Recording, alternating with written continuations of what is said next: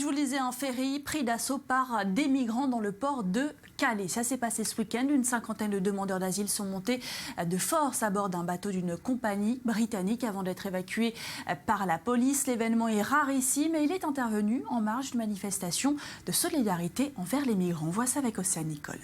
Ils expriment leur solidarité et dénoncent les conditions d'accueil dans des campements provisoires. Plus de 2000 personnes se sont rassemblées à Calais en soutien aux migrants désireux de rejoindre les côtes britanniques. Réfugiés bienvenus, ouvrez les frontières et laissez-les rentrer. Plusieurs collectifs de sans-papiers, des militants d'extrême gauche et des altermondialistes brandissaient ces pancartes. Ils appellent le gouvernement à prendre des mesures d'accueil supplémentaires. On ne peut pas laisser cette situation perdurer ici. C'est-à-dire que les gens vivent dans des conditions inadmissibles, indignes.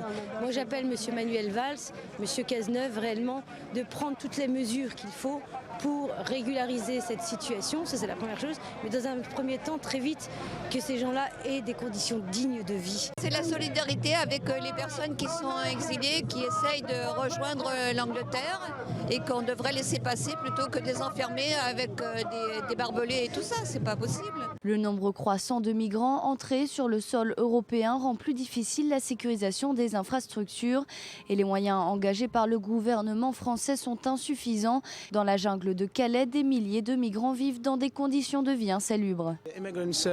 Les migrants ont de graves problèmes ici parce que la jungle, c'est pour les animaux. Mais les humains vivent aussi, c'est un gros problème pour nous. Ils doivent prendre des solutions pour les migrants parce qu'ils ont de gros problèmes pour les conditions de vie et d'hygiène.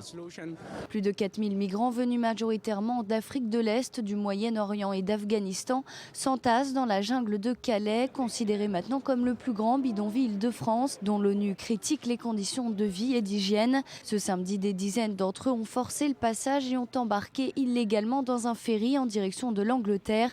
Les forces de l'ordre ont dû fermer temporairement l'accès au port pour évacuer les migrants regroupés à l'avant d'un navire. 24 interpellations ont été signalées par la police.